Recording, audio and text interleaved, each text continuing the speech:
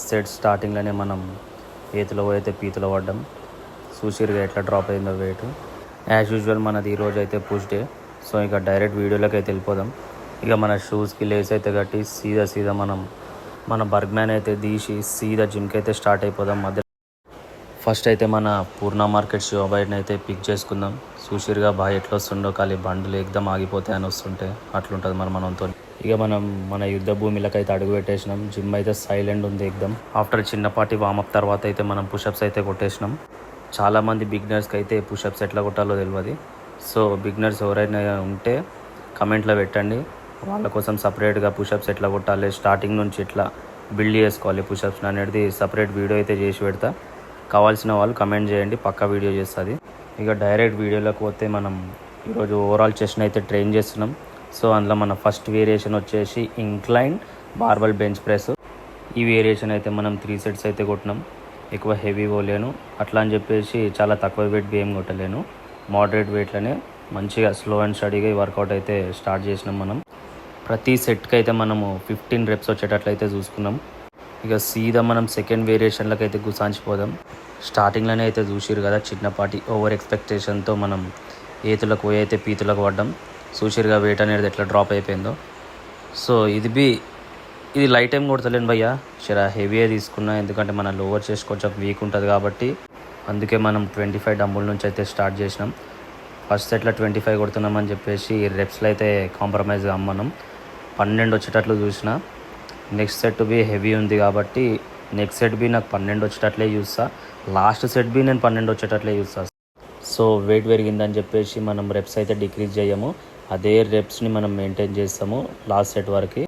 ఇక మనం direct next సెట్లకి అయితే జంప్ అయిపోదాం. ఈ వేరియేషన్ పేరు అయితే మెషిన్ బెంచ్ ప్రెస్.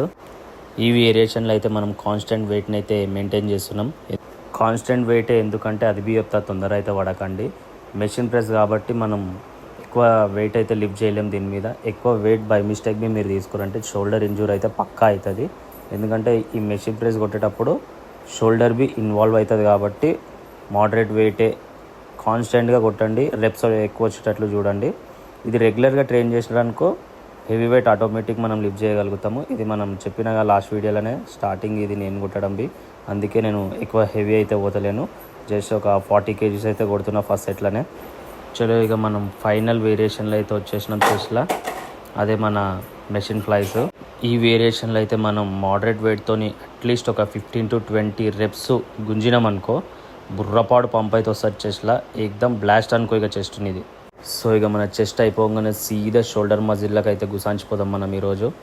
అందులో మన ఫస్ట్ వేరియేషన్ వచ్చేసి ఫ్రంట్ షోల్డర్ ప్రెస్ బార్బల్ రాడ్తో అయితే కొడుతున్నా.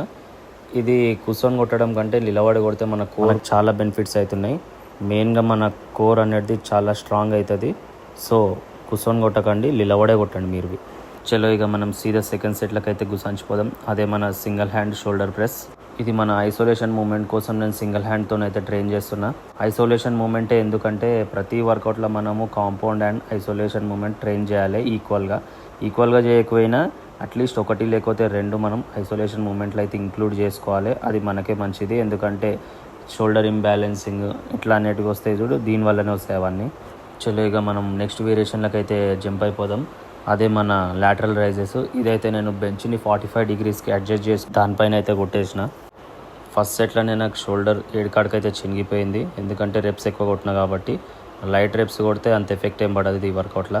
చలో ఇక మనం నెక్స్ట్ వేరియేషన్లకు అయితే గుసాంచిపోదాం. అదే మన డంబుల్ అప్ రైట్స్. ఇది మనం ఇంక్లైన్ బెంచ్ మీద అయితే కొట్టి పడేసినాం, ఎందుకంటే మజా వస్తుంది ఇంక్లైన్ బెంచ్ మీద వర్కౌట్ చేస్తుంటే. మజిల్ ఎక్దమ్ యాక్టివేట్ అయిపోతుంది దీని మీద వర్కౌట్ చేస్తుంటే. చలో ఇక షోల్డర్ వర్కౌట్లో లాస్ట్ వేరియేషన్లకు అయితే అడుగుపెట్టినాం మనం. అదే మన సింగిల్ హ్యాండ్ స్ట్రక్స్.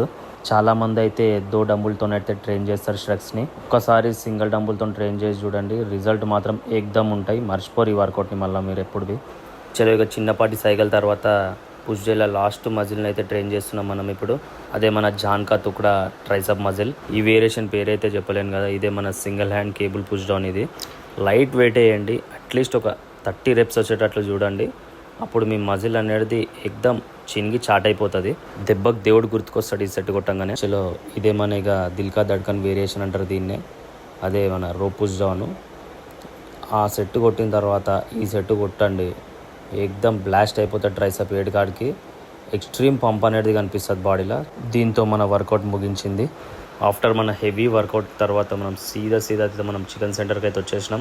పోత మనం పైసలు అయితే పట్టుకోలేం, కానీ చికెన్ అయితే పట్టుకొచ్చుకున్నాం ఇంటికి. సీదా మనం సైలెంట్గా చికెన్ తీసుకొని ఇంటికి పోతుంటే 2 మందగాన్లు అయితే ఎదురయ్యారు నాకు. సింగిల్ చాయ్ కోసం వేరేకి అయితే ఫోన్ చేసి దమ్ చేస్తుర్రు దానికి పాపం. నేను పోత పైసలు పట్టుకోతానో లేదో తెలియదు, కానీ ఈయన్ని మాత్రం పక్కా పట్టుకోతాను నేను ఏడిపోయినా. చిన్నపాటి 11 పన్న తర్వాత సీదా కిచెన్లో కూర్చొని మనం చికెన్ అయితే కడిగేసినాం.